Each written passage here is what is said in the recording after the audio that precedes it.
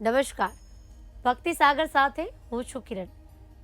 પવિત્ર શ્રાવણ માસ ચાલી રહ્યો છે અને શિવની આરાધના સૌ કોઈ કરી રહ્યા છે. વિશેષ ફળની પ્રાપ્તિ માટે શિવને રીઝવવા માટે સૌ કોઈ પૂજા અર્ચના શિવાલયોમાં કરી રહ્યા છે. તનમાં અને મનમાં આદિ શિવ ઓમકાર, ભજન હરત પાપ ભાર, નિરંજન નિરાકાર, ઓપત મહિમા અપાર, સર્જન સંસાર સાર સાર, કરે જો પ્રાર્થના ભાવે, ભજે તમને સદા રાગે, બને ના તો તમારું રૂપ પ્રેમી પાસ ના જાગે. કહેવાય છે કે ભગવાન શિવની આરાધનાથી તમામ સુખની પ્રાપ્તિ થાય છે અને આપણે દરરોજ શિવની પૂજાથી કઈ પૂજાથી કેવી રીતે ફળની પ્રાપ્તિ થાય છે તેના વિશે વાત કરતા હોય છે. ત્યારે આજે આપણી સાથે ઉપસ્થિત છે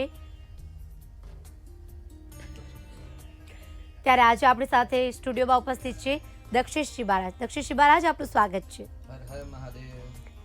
મહારાજ, આજે નોમ છે, શુક્રવાર છે અને ભગવાન શિવની આરાધના આ મહિનામાં કરતા હોય છે અને વિશેષ ફળની પ્રાપ્તિ કરતા હોય છે. આપણે અગાઉ પણ જે દિવસે આપણે વાત કરી કે બુધવારે પૂજા કરવાથી કેવી રીતે કયા ફળની પ્રાપ્તિ થાય છે, તેમજ ગુરુવારનું પણ આપણે જોયું. હવે શુક્રવાર આજે છે, નોમ છે, એટલે ભગવાન શિવને પ્રસન્ન કરવા માટે તેમજ શુક્રવારે શુક્રને પ્રસન્ન કરવા માટે કઈ રીતે પૂજા અર્ચના કરવી જોઈએ? નમસ્કાર સૌને. હર હર મહાદેવ. જય શ્રી કૃષ્ણ. ભગવાન શિવજીના ચરણમાં વંદન. તન્મે મનઃ શિવ સંકલ્પમસ્તુ. આપણે બુધવાર વિશે પણ જાણ્યું કે રાહુ કેતુનું અશુભ ફળ શાંત કેવી રીતે થાય? ભગવાનની આરાધનાથી, ભક્તિથી, જપ તપ દ્વારા અને દાન દ્વારા. ગુરુવારનું સવિશેષ જ્ઞાન. આજે શુક્રવાર છે. ભગવાનની શિવજીની ભક્તિ કરવા માટે ગમે ત્યારે ગમે તે દિવસે કરી શકાય. ત્યાં કોઈ નિયમ નથી, ત્યાં કોઈ બાધ નથી. પણ જ્યારે સકામ અને નિષ્કામ બે પ્રકારની ભક્તિ છે. નિષ્કામ ભક્તિમાં સમયની કોઈ આવશ્યકતા નથી, કોઈ પાબંદી નથી, ગમે ત્યારે કરી શકાય. પણ જ્યારે સકામ ભક્તિ કરીએ છીએ ત્યારે કંઈક મનોરથ હોય તો ત્યાં કંઈક સિદ્ધાંત અને નીતિ નિયમ લાગુ પડે છે. તો ભગવાન નિયમના અને સિદ્ધાંતના જે વિદ્યાના કારક છે, જે દેવોમાં અતિ સુંદર દેવ હોય તો મહેશ છે. કહ્યું છે પુષ્પદંતજીએ કે મહેશાનના પરોદેવો મહાદેવ એટલે મહેશ. અને શાસ્ત્રમાં એવું પણ કહ્યું છે કે પુષ્પેશુ ચંપા, નદીસુ ગંગા, નૃપતિસુ રામ. એટલે પુષ્પોમાં ચંપા નામનું પુષ્પ શ્રેષ્ઠ છે. હવે આજે આપણે શુક્રવારનો દિવસ છે ને, 9મી તિથિ છે. શુક્ર વિશે સૌ કોઈ જાણી રહ્યા છો કે શુક્ર કાવ્ય શુક્ર રેતા. શુક્ર છે ને એ મનોરંજનનો કારક છે. શુક્ર સુખનો કારક છે. શુક્ર લક્ઝરિયસ અને વૈભવી લાઈફનો કારક છે. શુક્ર સુખ માટે, સમૃદ્ધિ માટે. શુક્ર ગ્રહ દરેક વ્યક્તિની કુંડલીમાં અનુકૂળતા હોય તેમને શુક્ર ગ્રહની કૃપાથી સુખની પ્રાપ્તિ થતી હોય છે. શુક્ર એ સ્ત્રી તત્વ કારક છે અને શુક્ર જ્ઞાન સાથે કંઈક સંબંધ ધરાવે છે. એવું કહેવાય છે કે ભાઈ શુક્ર ગ્રહ છે ને દૈત્યોના ગુરુ છે અને ગુરુ મારા બૃહસ્પતિ ગ્રહ છે ને દેવોના ગુરુ છે. એટલે દેવો અને દાનવના ગુરુ બૃહસ્પતિ અને શુક્ર મહારાજ છે. અને શુક્ર ગ્રહે ભગવાન શિવજીની આરાધના કરી હતી. શિવ શક્તિયા યુક્તો. એવું જે કહ્યું છે કે ભાઈ શુક્ર એટલે શક્તિ, શુક્ર એટલે સ્ત્રી, શુક્ર એટલે લક્ષ્મી. અને શુક્ર ગ્રહ એ સ્ત્રી તત્વ ગ્રહ છે અને તેમણે ભગવાન શિવજીની આરાધના કરી હતી. આજે જે મૃત સંજીવની વિદ્યા મૃત્યુલોકની અંદર છે, એ મૃત સંજીવની વિદ્યા શુક્ર ગ્રહ દેવતાની, શુક્ર મહારાજની, ગુરુ મહારાજની કૃપાથી મનુષ્યને એક અપાર ભેટ છે. કારણ કે શુક્ર છે ને મનોરંજનનો કારક છે અને ભગવાન મનોરંજન શુક્ર જે કારક છે ભગવાન શિવજીની કૃપાથી પ્રાપ્ત થયેલું. મહામૃત્યુંજય જે મંત્ર છે કે ભાઈ 1 પ્રણવ સાથે 3 પ્રણવ, 6 પ્રણવ કે 14 પ્રણવ, આટલા પ્રણવ. પ્રણવ એટલે ઓમકાર, ઓમ એટલે અ, ઉ અને મ. આ ત્રણનું જે સમન્વય સાથે જે મહામૃત્યુંજય મંત્ર છે, જે કે મૃત સંજીવની વિદ્યા છે, એ આ મૃત્યુંજયની વિદ્યા ભગવાન શુક્ર મહારાજે ભગવાનની શિવજીની આરાધના કરી અને શિવજીના આશીર્વાદથી મૃત સંજીવની વિદ્યા પ્રાપ્ત કરી હતી શુક્ર ગ્રહે. અને તેનાથી જ શુક્ર ગ્રહ દરેક દાનવોને ચિરંજીવી કરવાની શક્તિ પ્રદાન કરતા હતા. આ ભગવાન શિવજીની કૃપાથી પ્રાપ્ત થઈ. આજે 9મી તિથિ છે. 9મી તિથિના માલિક છે મા ભગવતી દુર્ગા, એટલે ભક્ત દુર્ગતિ નાશિની. આજનો દિવસ કેવો તો ભાઈ અનિષ્ટ દૂર કરવાનો અતિ ઉત્તમ દિવસ. લક્ષ્મી સમૃદ્ધિ ઐશ્વર્ય પ્રાપ્ત કરવાનો અતિ ઉત્તમ દિવસ. ભગવાન શિવજીની કૃપા માટે જે રીતે શુક્રાચાર્ય ઋષિજીએ ભગવાન શિવજીની આરાધના કરી હતી, ઓમ ત્ર્યંબકં જજામહે સુગંધિમ પુષ્ટિવર્ધનમ ઉર્વારુકમિવ બંધનાન મૃત્યોર્મુક્ષેયમામૃતાત, આ મંત્ર આમાં એક પ્રણવ 4, 6, 10, 12 અને 14 આદિ પ્રણવ લગાવી અને જે મૃતસંજી વિદ્યા છે આ વિદ્યા દ્વારા શુક્રાચાર્ય ઋષિએ ભગવાન શિવજીના આશીર્વાદ પ્રાપ્ત કર્યા હતા અને એ મૃતસંજન વિદ્યા દ્વારા જ સુખની પ્રાપ્તિ થઈ અને દરેકને જીવિત કરવાની શક્તિ પ્રાપ્ત થઈ અને સાથે સાથે ગ્રહમંડળની અંદર તેમને સ્થાન પણ પ્રાપ્ત થયું. હવે વાત કરીએ આપની કુંડલીની અંદર શુક્ર ગ્રહનું શુભ પ્રાપ્ત કરવા માટે શું કરવું જોઈએ. તો શુક્ર છે ને સુખનો કારક છે. તો આપણે શુક્રના પહેલા તો રેમેડી જાણી લઈએ કે સર્વપ્રથમ દિવસની અંદર 3 થી 4 વખત વસ્ત્ર બદલવા જોઈએ. જે વસ્ત્ર એક વખત આપણે ધારણ કર્યું એ વસ્ત્ર દિવસમાં બીજી વાર ધારણ ન કરવું જોઈએ. આ એક શ્રેષ્ઠ ઉપાય છે. બીજો ઉપાય છે સુગંધી પદાર્થનો ઉપયોગ કરવો. શુક્રનો સંબંધ સુગંધી પદાર્થ સાથે રહેલો છે. તો શુક્રનું શુભત્વ પ્રાપ્ત કરવા માટે પ્રતિદિન સુગંધી પદાર્થ અને સુગંધી વાતાવરણ કરો. નિત્ય પ્રાતઃકાલે એક હળવું સંગીત સાંભળવું જોઈએ, એના સાથે ધૂપ કરવો જોઈએ અને એના સાથે સુગંધી પદાર્થ અત્તર સ્પ્રે ઇત્યાદિનો ઉપયોગ કરવાથી શુક્ર ગ્રહના શુભત્વમાં અભિવૃદ્ધિ થાય છે. જે વ્યક્તિની કુંડલીની અંદર શુક્ર બળવાન હોય એટલે મીન રાશિનો હોય, તુલા રાશિનો અથવા તો વૃષભ રાશિનો કે સ્થાન બળ કે કેન્દ્ર બળ જો બળ મેળવતો હોય ને તો આવા વ્યક્તિઓને સુખની પ્રાપ્તિ થતી હોય છે. અનેકો વસ્ત્રો, સમૃદ્ધિ, ઐશ્વર્ય, સારી ગાડી, સારું મકાન ઇત્યાદિ પ્રાપ્ત થતું હોય છે. જે વ્યક્તિની કુંડલીમાં શુક્ર નીચ રાશિનો છે, કન્યા રાશિનો છે કે શત્રુ રાશિમાં કે શત્રુ ગ્રહ સાથે હોય તો એવા વ્યક્તિઓને તમામ પ્રકારની સુખ સુવિધામાં અસુવિધા ઉત્પન્ન હોય છે, એટલે દુઃખ હોય છે. દુઃખથી અને દારિદ્ર્યથી હોય છે. સારું ભોજન પણ કરી શકતા હોતા નથી. તો શુક્ર ગ્રહની શુભ ફળ પ્રાપ્ત કરવા માટે ભગવાન શિવજીની આરાધના કરવી જોઈએ, કારણ કે શુક્ર ગ્રહે ભગવાન શિવજીની આરાધનાથી જ આ શુભત્વ પ્રાપ્ત કરેલું.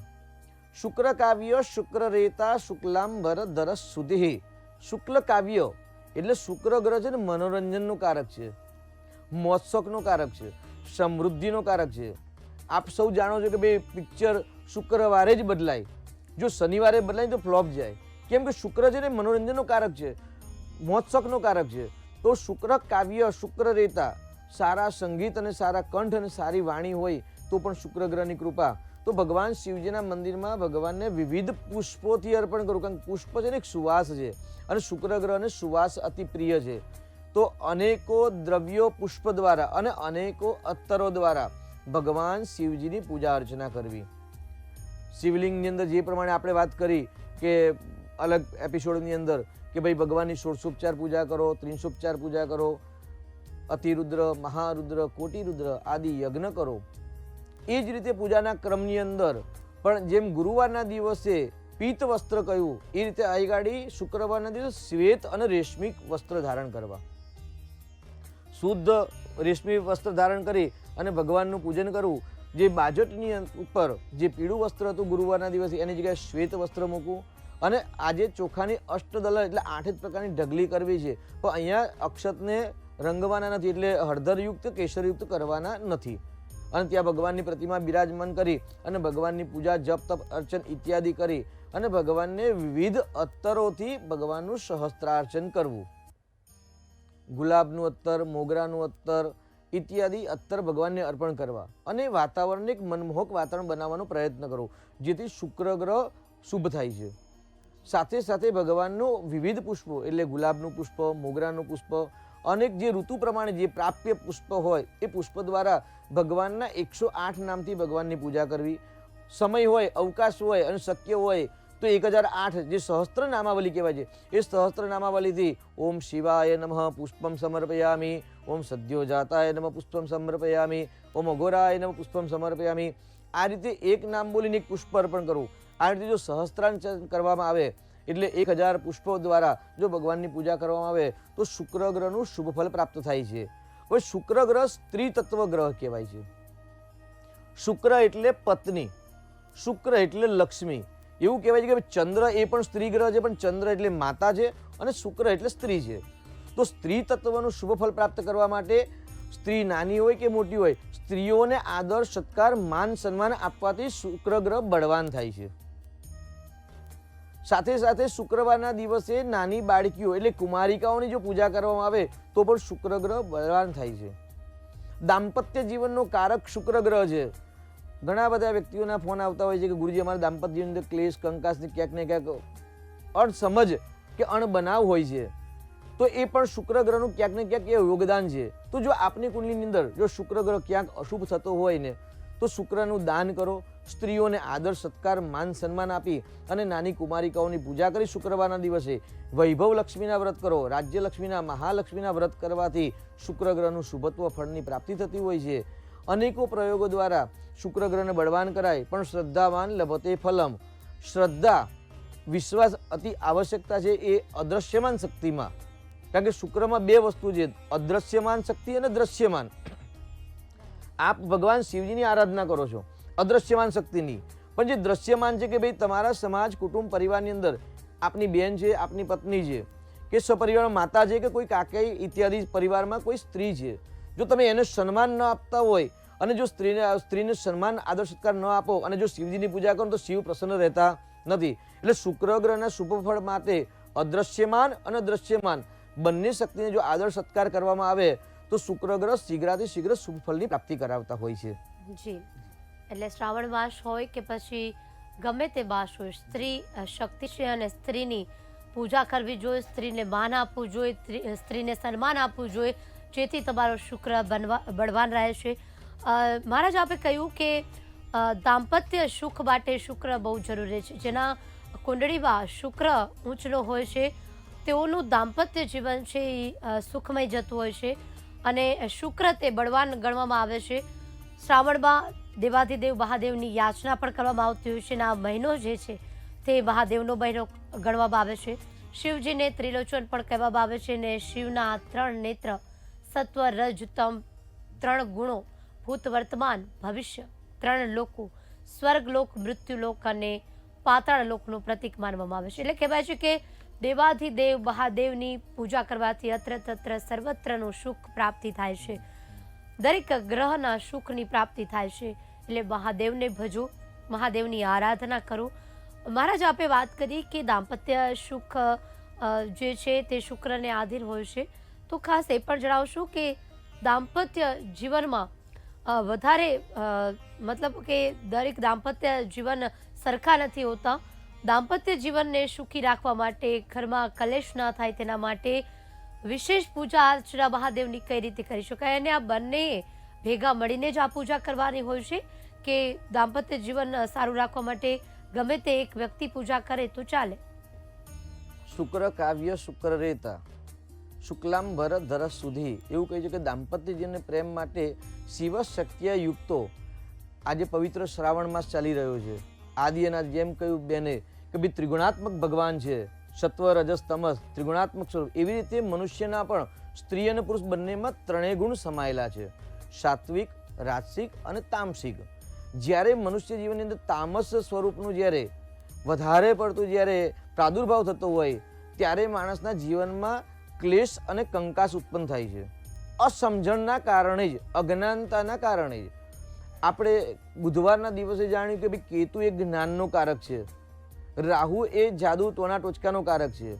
જ્યારે શુક્ર ગ્રહ અને રાહુ કેતુ કે પાપ ગ્રહની યુતિમાં જ્યારે આવે કે શત્રુ ગ્રહની યુતિમાં જ્યારે પણ ગોચરના ગ્રહ આવે ત્યારે દાંપત્ય જીવનને ક્યાંક ને ક્યાંક સમસ્યા ઉત્પન્ન થતી હોય છે. આપણે શ્રાવણ માસ જે ચાલી રહ્યો છે એ શ્રાવણ માસની અંદર પણ આપ સૌ જાણો છો કે ભગવાન શિવ અને પાર્વતીનો પણ વિયોગ થયેલો.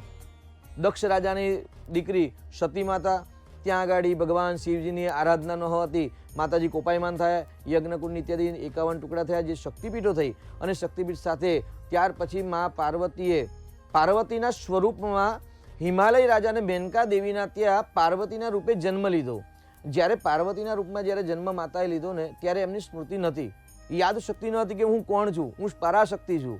અને એમણે ભગવાનને પ્રાપ્ત કરવા માટે, ભગવાન શિવ જેવા વરને પ્રાપ્ત કરવા માટે અરણ્યની અંદર, જંગલની અંદર જે શિવજીની આરાધના કરી, ભક્તિ કરી, જપ તપ કરી અને નારદ ઋષિના જ્ઞાનથી એમની જે સ્મૃતિ ભગવાન પ્રાપ્ત થઈને સ્ફૂર્તિ આવી અને પરસ્પર પ્રેમ થયો, એવી રીતે દાંપત્ય જીવનની અંદર પ્રેમની પ્રાપ્તિ કરવા માટે દેવાલયની અંદર જે આપણે નજીકની અંદર જે દેવાલય છે, દેવાલયની અંદર પતિ પત્ની જો શક્ય હોય તો સાથે જવું.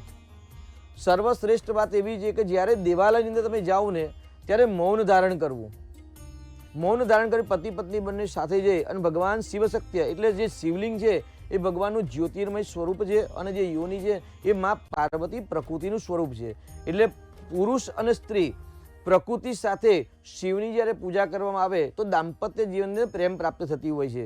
મા ભગવતી સતીને અખંડ સૌભાગ્યવતીના એટલે વસ્ત્ર અલંકાર ચંદન નહીં પણ કંકુ સાથે જે સૌભાગ્યનો છે એ દ્રવ્ય અર્પણ કરવા, ભગવાન શિવજીની ભક્તિ કરવી અને શિવની ભક્તિ સાથે શિવ શક્તિયુક્તો એટલે શિવ અને પુરુષ અને પ્રકૃતિની શક્તિ પતિ પત્ની જો સાથે ભક્તિ કરવામાં આવે તો ચોક્કસથી દાંપત્ય જીવનને મધુરતા પ્રાપ્ત થાય છે. આવો પ્રયોગ 16 વખત કરો, 16 શુક્રવાર સુધી કરવામાં આવશે, ચોક્કસ આપણે સારું પરિણામ પ્રાપ્ત થશે. જી ચોક્કસ. દાંપત્ય જીવનના સુખ માટે શિવાલયમાં બંને સાથે રહી અને સાચા મનથી ભગવાનની ભક્તિ કરવાથી તેમના જીવન પર જરૂર પ્રભાવ પડે છે. તો મહારાજ, આપણે આ જે પવિત્ર શ્રાવણ માસ ચાલી રહ્યો છે અને આજે આપણે ખૂબ જ સરસ વાત કરી કે જેનો શુક્ર બળવાન ના હોય તે કઈ રીતે બળવાન કરી શકે છે અને સતત જે ફળ મળવું જોઈએ શુક્રનું તે ફળ કઈ રીતે મળે તેનાથી શિવની જે પૂજા છે તે કઈ રીતે કરવી એ પણ આપણે જોયું. ત્યારે આવતીકાલે ફરી મળીશું નવા વિષય સાથે. ત્યાં સુધી રજા આપશો. નમસ્કાર.